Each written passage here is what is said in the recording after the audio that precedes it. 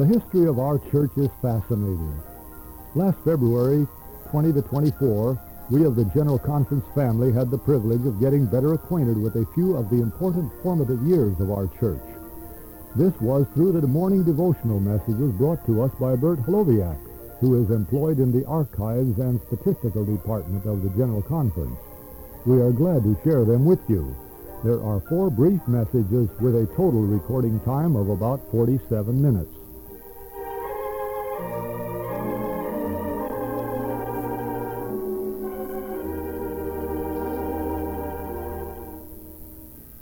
I would like to spend the time that we have together this week looking at some phases of Adventist life during the formative period of the Seventh-day Adventist Church, 1855 to 1867.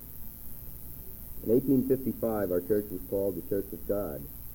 By 1867, we were known as Seventh-day Adventists. In 1855, church property was held by private individuals, and if they felt inclined, they could evict the church members and keep the property themselves. And this happened in several situations. By 1867, this defect had been remedied, churches were organized, and the denomination held the property. By 1863, the General Conference had been organized and was empowered to provide central guidance for the dissemination of missionary labors for the dozen or so ministers that the denomination then had. And incidentally, by that time, the ministers, thanks to systematic benevolence and other development during this period, could even count on some sort of remuneration for their ministerial labors. Also during this period, the church debated and then arrived at some vital conclusions as to how it would relate itself to the gift of prophecy that God had placed within its midst. The Review and Herald provided my main source of information on this period. I scanned it for general articles dealing with the denomination as a whole, and I noticed everything that pertained to the work in Iowa. I chose Iowa because it represented a focal point in the evangelization of the West, then called the West, actually it's the Midwest, and also because of the astounding evangelistic results that came from Iowa. Iowa also proved useful for my purposes because of the apostasies that developed there, in that a study of them gives insight into the way the church reacted to attacks upon the spirit of prophecy. 1855 represented the beginnings of the work in Iowa, and also was the year of the first published testimonies. By 1867, apostasy had been defeated in Iowa, and the church was beginning to develop new methods of evangelism, somewhat stemming from the rebellion in Iowa. The early Adventist church was a very open church. While there are probably a multitude of reasons for this, I believe one major reason has to do with the isolated position in which most of the early Adventists found themselves. Because of their isolated condition, the Review and Herald became the means of uniting separated believers, and their letters to the Review tell us much about the sincerity and mode of worship of those that long for the companionship of fellow believers. Here are a few of the typical letters that were published in the Review. Being the only one in this place that believes the third angel's message, I love to hear from the brethren abroad. I've been trying to get money to send for the Review, but have not succeeded as yet. The Review was $1 a year at that time. I love it, love to read it, and feel to thank my unknown friend again and again for his favor, that is, for sending him the Review. Notice the statement on your worship sheet this morning. I have never heard but 5 Advent sermons, and I went 20 miles to hear those. I have not heard one for nearly 2 years. I will struggle on as best I can, trusting in God for his sustaining grace, and looking to the Review to do my preaching. Note how earnestly some pled for the opportunity to hear a minister. I am still trying to live out the last message of mercy to a fallen world by keeping all the commandments, but how hard I find it sometimes to get along here alone with no one to associate or counsel with. I have been hoping and wishing and praying now for over 9 years that some of the preaching brethren would see it their duty to come this way. Yet in spite of their isolation, separated Adventists were able to maintain an identity with the church through the influence of the Review and Herald. Sometimes the believers came to depend upon the Review to too great an extent.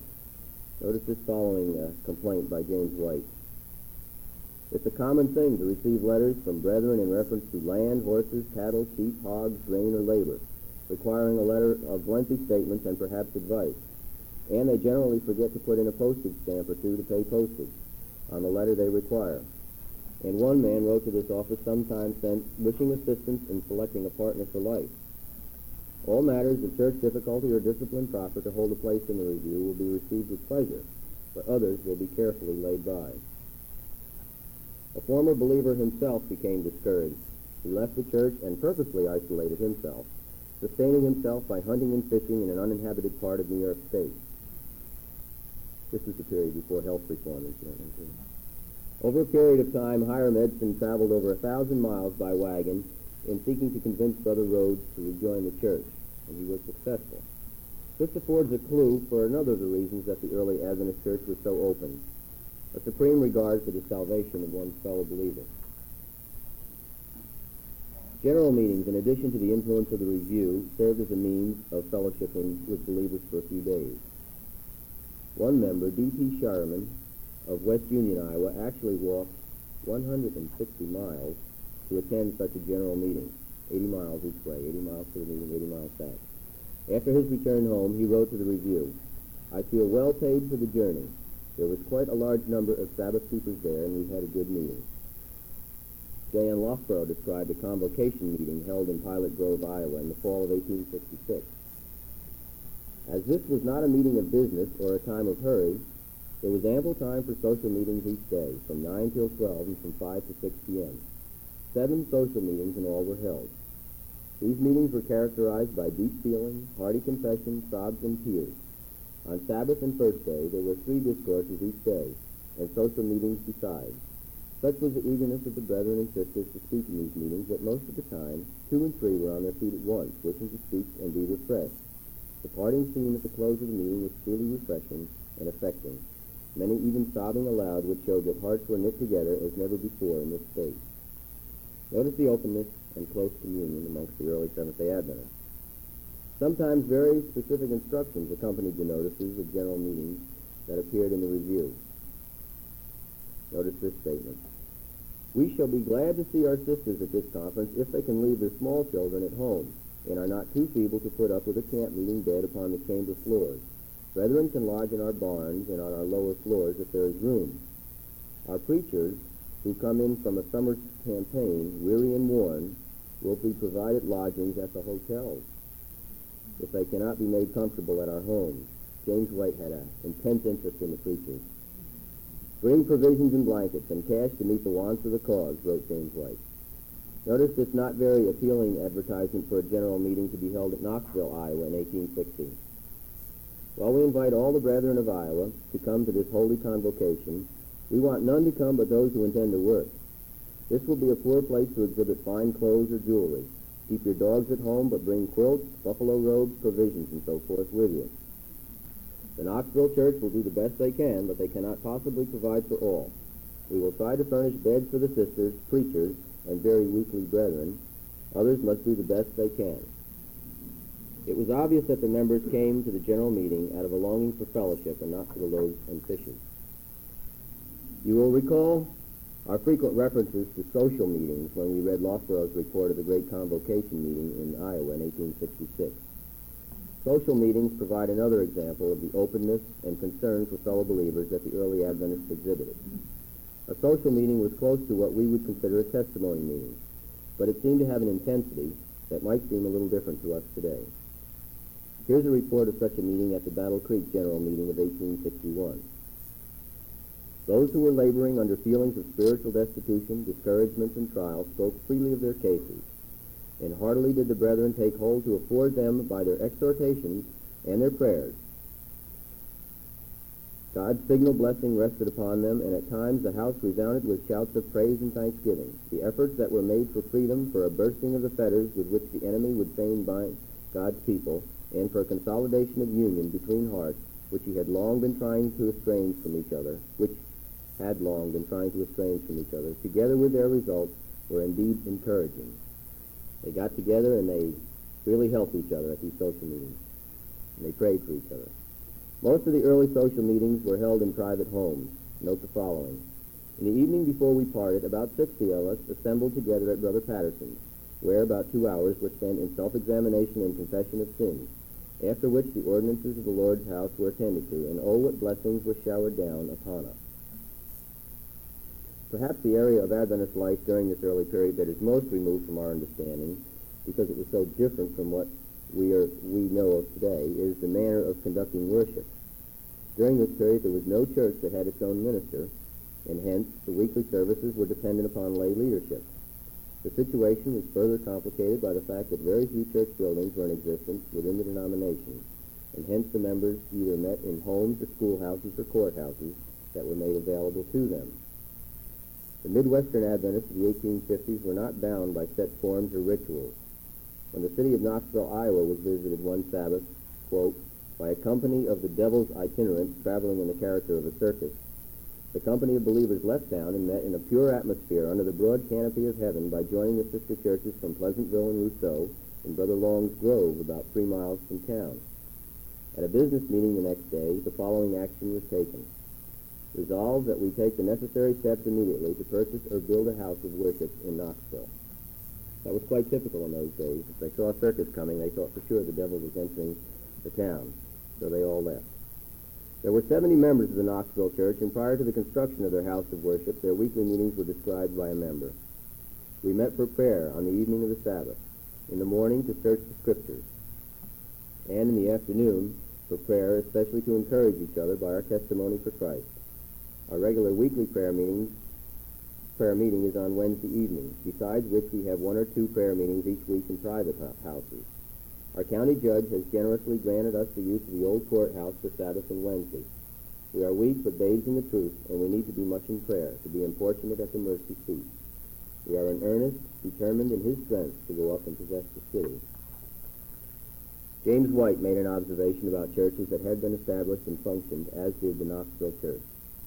One exceedingly encouraging feature in this great work is that when churches are brought out and established on the truth, they generally, with the aid of the Review and other publications and an occasional visit from one of our preachers, hold on their way and grow stronger and stronger. Bible religion possesses a saving power. Tomorrow we'll look at the beginnings of the evangelization of the Midwest.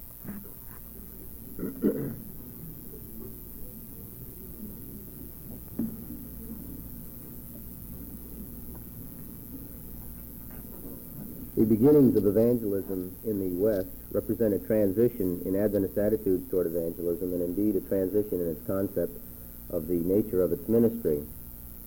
James White noted in 1861, if we go back to a period of from 6 to 9 years, we find the believers in the third angel's message few in number, very much scattered, and in no place assuming to take the name of the church. Our views of the work before us were then mostly vague and indefinite, some still retaining the idea adopted by the body of Advent believers in 1844, with William Miller at their head, that our work for the world was finished, and that the message was confined to those of the original Advent faith. These views were reflected in the nature of the ministry. James White continued, as individuals would go scores and even hundreds of miles to present the truth to 1 or 2 who had been believers in the first message, so would the laborers go long distances to visit, to comfort, and to strengthen the scattered ones who had embraced the faith. In all cases where difficulties existed, they were untiring in their efforts to give aid, traveling far, holding meetings sometimes all night, enduring toils and trials sufficient to exhaust the energies of any class of men.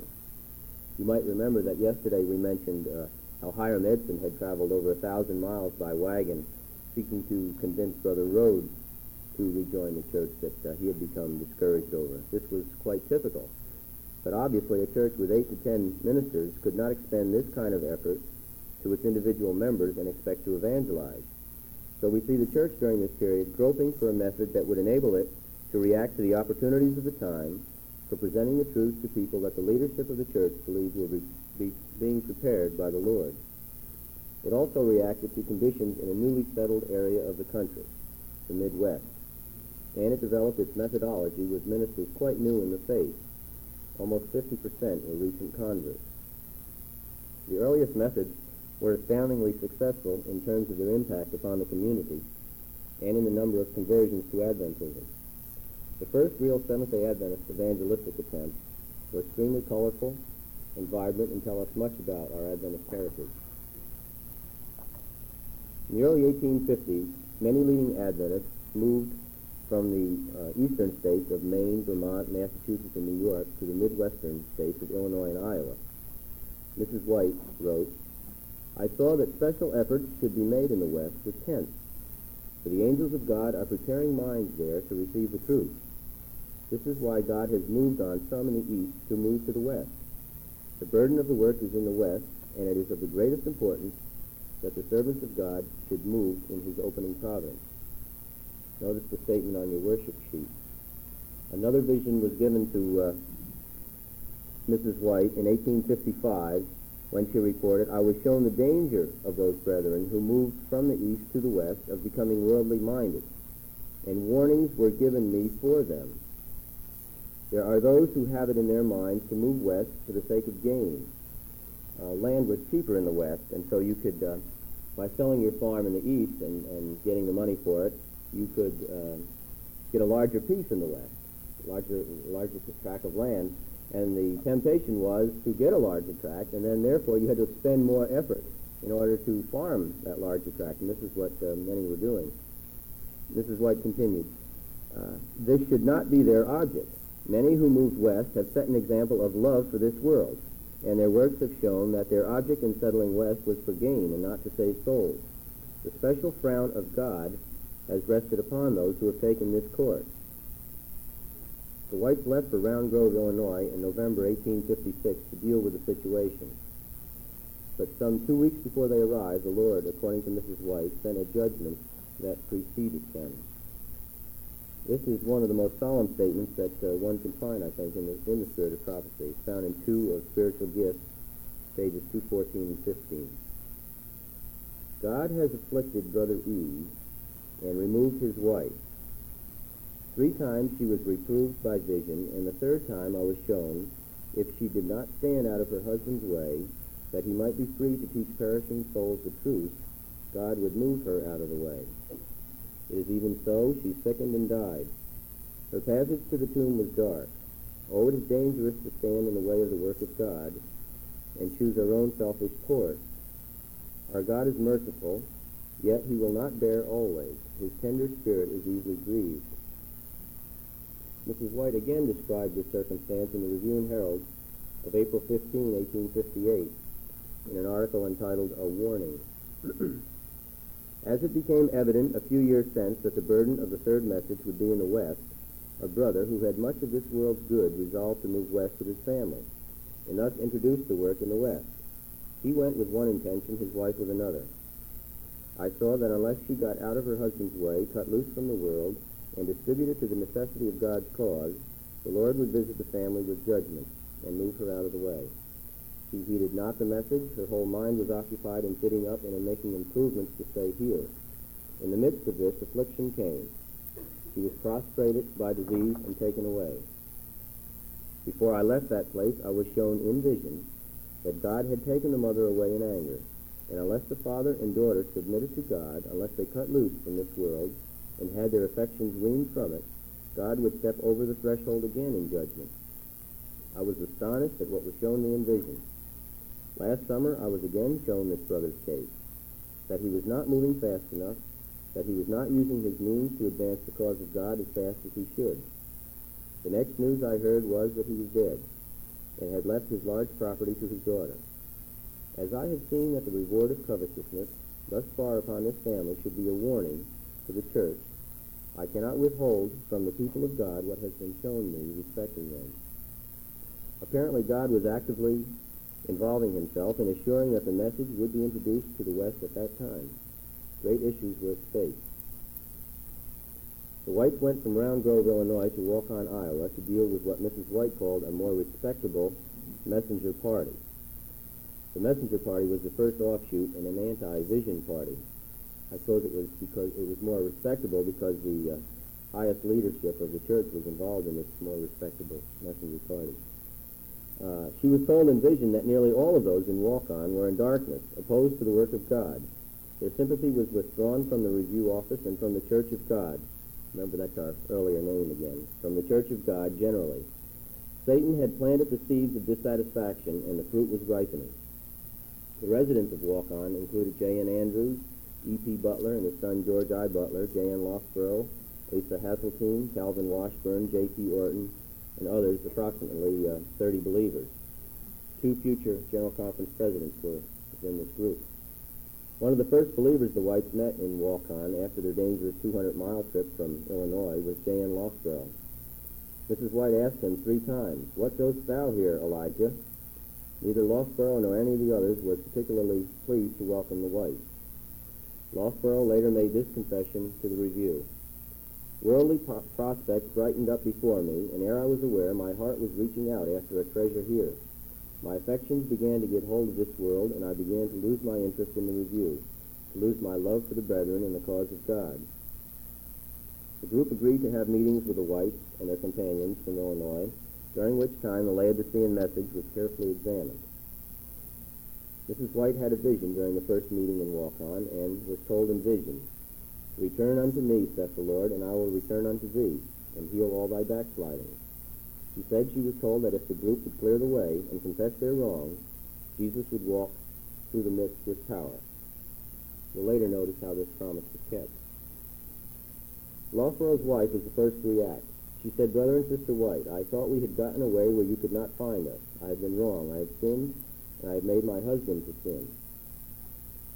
I don't know if any of this group heard of the judgment at Round Grove, but circumstantial evidence suggests that the husband of the woman who received the judgment actually accompanied the Whites to Waukon.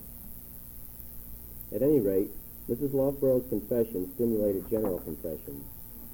James White considered the Waukon meetings the most powerful he had ever witnessed, and the most wonderful he had ever witnessed.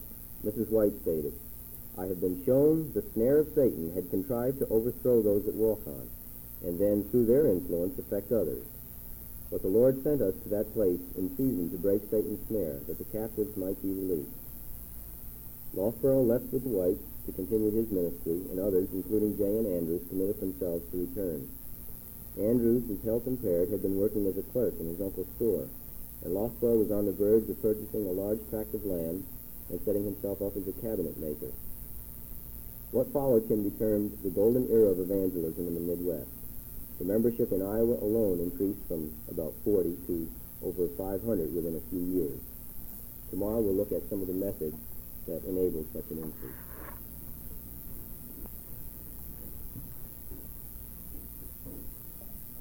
In seeking to stimulate the evangelization of the West, James White believed that he saw definite evidence that circumstances were favorable for such evangelization.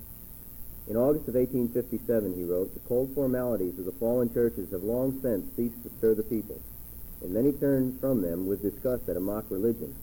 This state of things is favorable for the spread of Bible truth and the advocacy of pure Bible religion." In April of the next year, he noted, "The Lord is evidently moving upon the hearts of the people in the West, and if his people hope for success, they should move in concert with their Lord." He affirmed that he was just as interested in the souls of Easterners, and in fact would prefer, he said, to labor in good old New England. But he noted, "Having labored all the way from Maine to Iowa, we are prepared to decide in our own mind where labor will accomplish most at present." Beside the evangelist's message itself, which was often presented in the form of a debate, the denomination provided other means to stimulate an interest in the message. These included tents, Law of God charts, prophetic charts, varied literature, and even the hope of a $500 reward. Note the following that appeared in the October 20, 1859 review. $500 reward. We offer the sum of $500 to any person who will find in the whole Bible a command for the regular observance of the first day of the week as a day of devotional or religious rest, or any text containing the requisite testimony that Christ changed the Sabbath from the seventh to the first day of the week, or any text to show that God has ever transferred the first day of the week, the blessing and sanctification which he pronounced in Eden upon the original Sabbath. The time granted for finding the above-named testimony is a temporal millennium, so the review is still bound by that commitment. Perhaps the most dramatic and effective evangelistic tool in the West was what James White called the preaching of the last message in a portable meeting house, from town to town, from city to city. "A good work is begun in the West," he said. "God grant that it may be carried on judiciously and perseveringly. Our tents are a great help in the warm season of the year, for in this season When most all classes are actively engaged in worldly pursuits, nothing less than a tent meeting will call them out to hear the truth. The first tent used in Iowa was known as the Vermont tent, of all things. What happened was the Vermonters went to Iowa, and when they went, they took their tent with them. It was oblong with dimensions 50 feet by 80 feet. The center of it, which was 30 feet wide, was often used by itself. Originally, the tent was lighted by candles, and you can imagine the difficulties during a breezy evening. Use of a large camphene lamp in the center proved somewhat more successful. The lamp would burn for 3 hours at a cost of only 5 cents, and was not affected by the wind. The greatest problem besides vandalism faced by the tent crew was the problem of a rainy, stormy situation. There seems to have been something irresistible about seeing what was going on inside the tent, and crowds of over 1,000 were not at all unusual in Iowa. Notice this description by a recent convert. About the 1st of last September, suddenly and without the previous notice, which is common with shows, there appeared in our midst a large canvas tent on the ground formerly occupied as a circus ground. It rather surprised me to think that there was a show in our midst without previous notice. But immediately above the canvas, I discovered a banner upon which was inscribed in large letters the following question: What is truth? I thought this a strange question for the devil to ask from the top of his circus. I could not understand it, so concluded to go and inquire what it meant. I did go, and judge of my surprise to find Brethren Hull and Cornell, ministers of the gospel, doorkeepers, ready to receive all who came free of charge. And then followed the performances. First, Brother Hull spoke on the subject of the prophecy. Then followed Brother Cornell. Thus the matter went on for several weeks with a great interest to our community, and especially to me. Never in my life have I heard so much true Bible preaching. I confess I went greatly prejudiced and through vain curiosity. J.D. Hillis and his wife became adamant. M.E. Cornell had a rather interesting closing to his evangelistic meeting. He gave the congregation an opportunity to vote. We called on those who were convinced that the truth had been preached on the Sabbath question to manifest it by standing. Then, to be perfectly fair, he asked all who still believed that Sunday was of divine appointment to rise. After he then again requested they be seated, he then would ask if anyone knew of any text to verify the change from Sabbath to Sunday observance, would they please rise? And the point was usually fairly effectively made. This taking of the vote became standard procedure in Iowa. After such a vote, Cornell sometimes preached a discourse on Ezekiel 13, 4, and 5. You'll find those texts on your worship sheet. Your prophets have been like foxes among ruins, O Israel. You have not gone up into the breaches, or built up a wall for the house of Israel, that it might stand in battle in the day of the Lord. His method of applying this text to ministers of other denominations was not designed to promote their friendship. Indeed, the methodology seemed to be designed to induce the opposing ministry into a debate. D.F. Snook and J.H. Wagner began a series in Washington, Iowa, and while according to them their congregations were as large as we could wish, they did note that the ministers of the various churches were not attending the meetings. We urged the people to have them come out and defend their doctrines that we called in question. This failing to bring them out, we published in the papers a challenge to the ministers of the Methodist, Baptist, and Presbyterian churches to meet us in a fair discussion of the differences between us and them. This created heart failings and distress of nations among them. Here's the notice that they printed in the Washington, Iowa newspaper. To the ministers of the Methodist, Baptist, and Presbyterian churches of Washington, Iowa, individually or collectively, greetings. Respected sirs, we are now in your midst preaching doctrine which you denounce as wrong and heretical. We believe we have the truth, and hence preach what we believe. Many of your citizens believe that we preach the truth. Now, as you regard us as deceivers, wolves, we will give you a chance to show whether you are mere hirelings or not. The hireling fleeth, because he is an hireling, and careth not for the sheep. If we preach false doctrine, it is your duty to come out and expose it to the people. We therefore propose that you select a man from among you, in whose hands you will risk your cause, and we will meet him in public discussion on the following propositions, which express our respective teachings. And he mentioned the state of the dead and the Sabbath. Many of your citizens desire to hear these subjects discussed. We are willing to do our part. We will affirm what we teach. If you will do the same, we will have a discussion and try to show the people who is right and who is wrong. You will show your acceptance of this by private or public correspondence. We are ready and waiting to enter into the investigation. D.F. Smith and J.H. Wagner. The relish with which many of the early evangelists cherished a good debate can be seen in the following statement. At the close of our meeting, a Campbellite debater announced an appointment for an opposition meeting. This is what happened. You would have your meeting, and then someone would rise in the audience, and they would say, all those that want to hear the truth now, come on over to the Campbellite meeting. Well, what they did was we then offered him the tent, which he accepted and preached against us. Here I must confess my disappointment. Never before did I hear such thunder with so little lightning. Even the review took a lively, they wanted a good debate, and they didn't want a fellow that wasn't a good debater. Even the review took a lively interest in the debates and often published the contending points.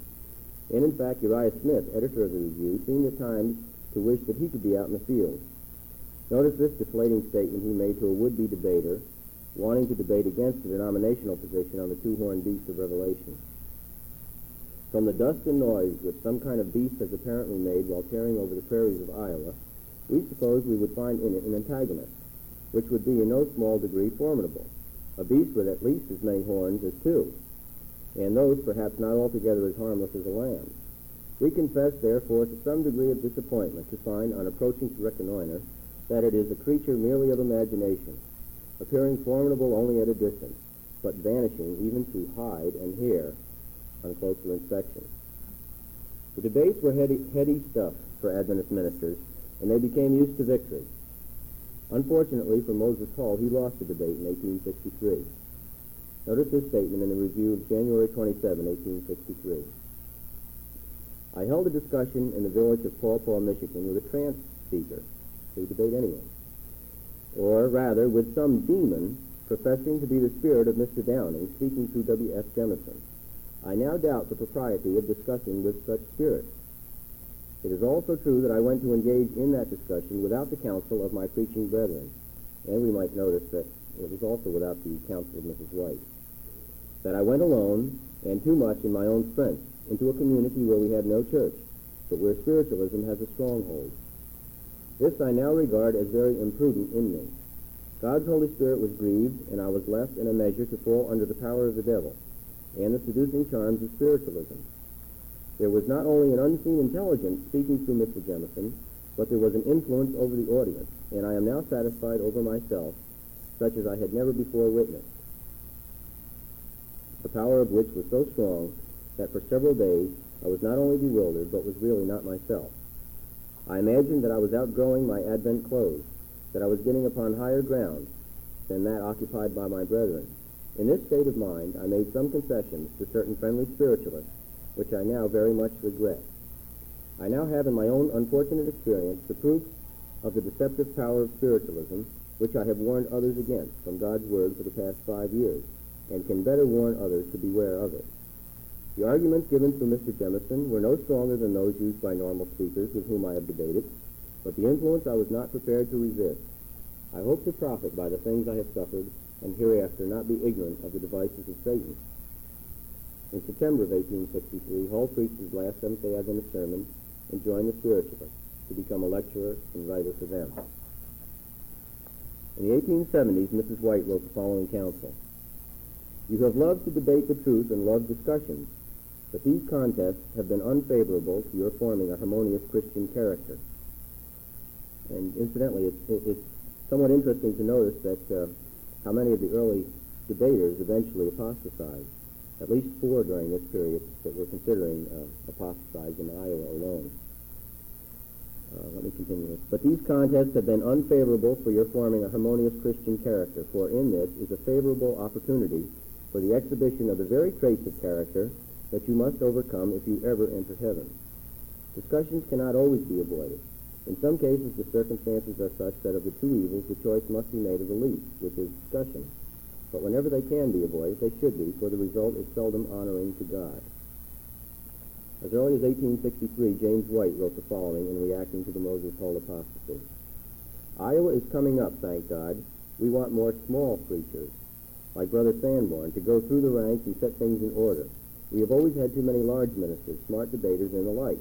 They lead the people astray. They attract the admiration of the people to them, so that they very much lose sight of Christ and the humble path of truth and holiness. This is one reason why the cause prospers no better where our smart ministers labor. The cause wants small men. It must have laborers. We have been wanting smart men, looking and longing for smart men. Now let us pray God to raise up laborers." Evangelism later reached a higher level than that of the mid-19th century, but still profited from the first evangelistic method. Though some did eventually apostatize, membership in the period we have been considering just about tripled. I believe we can consider our first evangelistic methods a success. Tomorrow we'll look at how the early church related to the prophetic gift.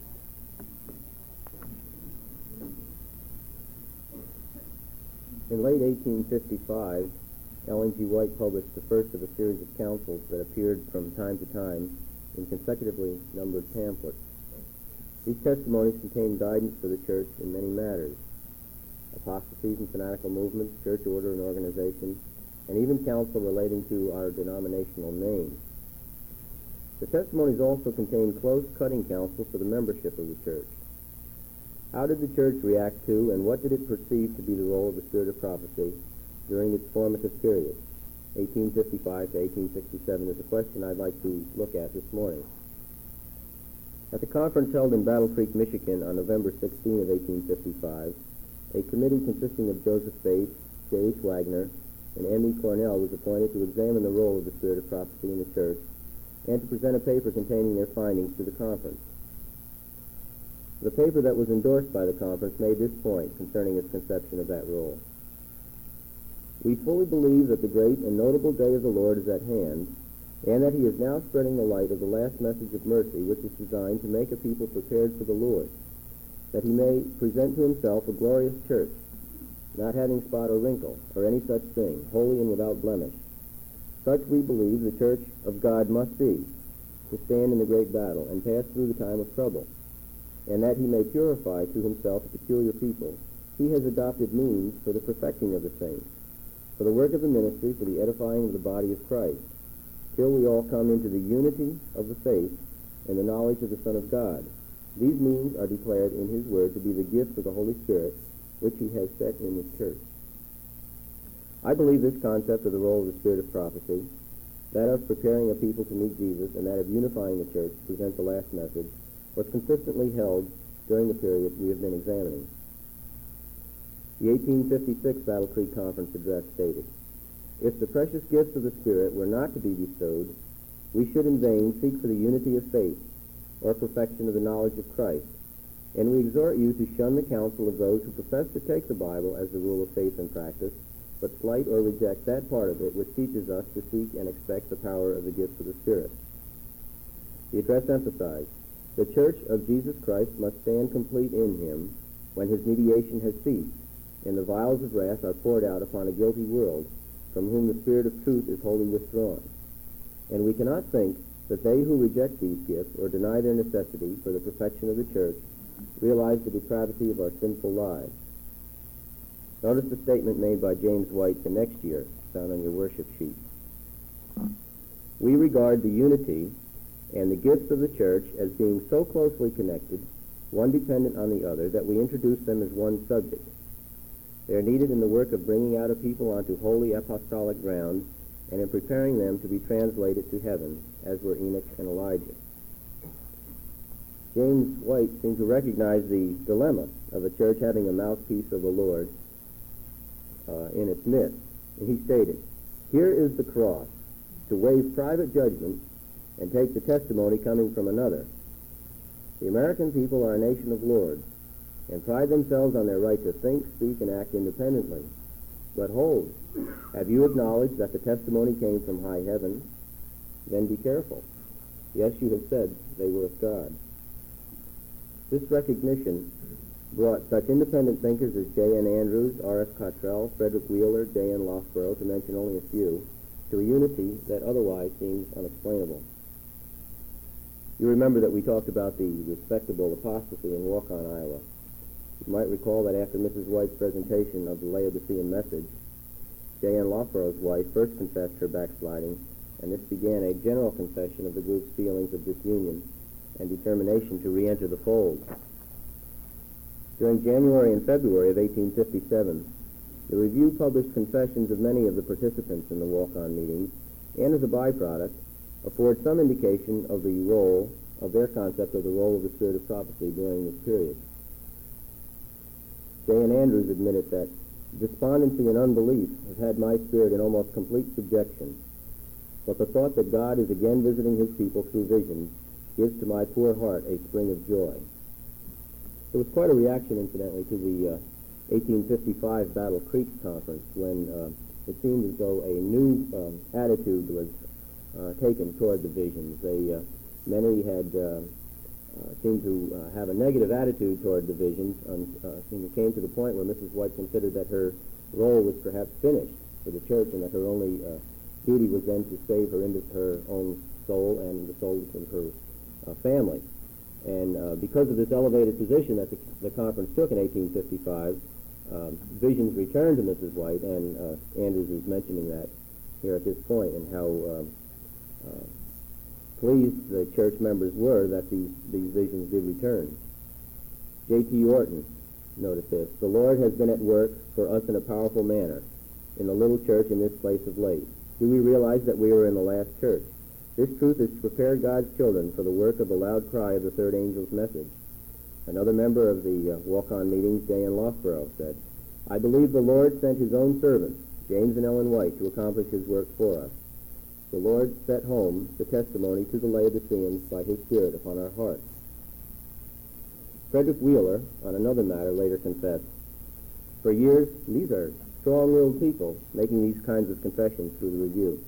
Frederick Wheeler, on another matter, later confessed, "For years I have had the most perfect confidence in Sister White's visions, but in my darkness and through the temptations of Satan, I have been led at times during a few months past to doubt them." This was a circumstance where Wheeler stayed seated when he should have stood. James White was asking all who favored the proposed plan of organization that he had presented to stand. And while many in the congregation in New York State stood, Wheeler remained seated. He was the pastor of that church. And he later received a testimony from Mrs. White because of it, and confessed his wrong here in this manner. Wheeler continued, "I am sorry that I ever doubted them, and desire that no one may be influenced by the doubts I have expressed. I believe they are from the Lord, and intend to fully heed the correction that I have recently received, and to profit by all the instruction given through them," that is the visions, "and intend to counteract as much as possible every wrong influence I have exerted." J.N. Andrews, on the same question of organization, confessed in the review that he was silent on the subject when he should have spoken. He also confessed to not having exerted that direct influence in behalf of the testimony of the Spirit of God given through vision to Sister White that I ought to have done. "I deeply regret that I have been slow to act in a matter of so great importance. I now see that I have come far short of my duty in this matter, and that I have thus grieved the Holy Spirit. It is the purpose of my heart not merely to believe the testimony of the visions, but to impress the importance of their testimony upon others." We thus see a denomination of lords, in a sense, during this formative period, humbly submitting to counsel from the Spirit of prophecy, submerging their individual beliefs and becoming part of a unified church. Obviously, not all chose to do so, and that accounts for the large number of apostasies that likewise occurred during this formative period. Not all reacted positively to the counsel they received. J.H. Wagner, when speaking to the Fairfield, Iowa church, was emphasizing that gifts were necessary to perfect the church and bring it to the unity of the faith, when one of the members replied that such a state of things could not be attained until Christ returns. Wagner commented, "If it is supposed that we can stand in the time of trouble and be translated without perfection, or gathered without unity, we cannot wonder that they feel no necessity of the gifts of the Spirit of God. It is to be deeply deplored that any should be found professing the faith of the third angel's message with such limited views of the work before us." The formative church seemed to believe that the spirit of prophecy was given to a church whose members did not expect to see death, but who needed to be ready to meet their returning Lord. The Snook and Brinkerhoff apostasy in Iowa in 1865 and 6 provided a serious challenge to the role of the spirit of prophecy during this period. Snook was president, and Brinkerhoff was the secretary of the Iowa conference, and there was one other minister in the conference. Although other issues were involved, the central dispute arose over Snook's opposition to Mrs. White's role within the church. The apostasy is interesting for our purposes in that both James White and J.N. Loughborough were seriously ill when the rebellion flourished. That incidentally took care of two-thirds of the General Conference Committee of the day.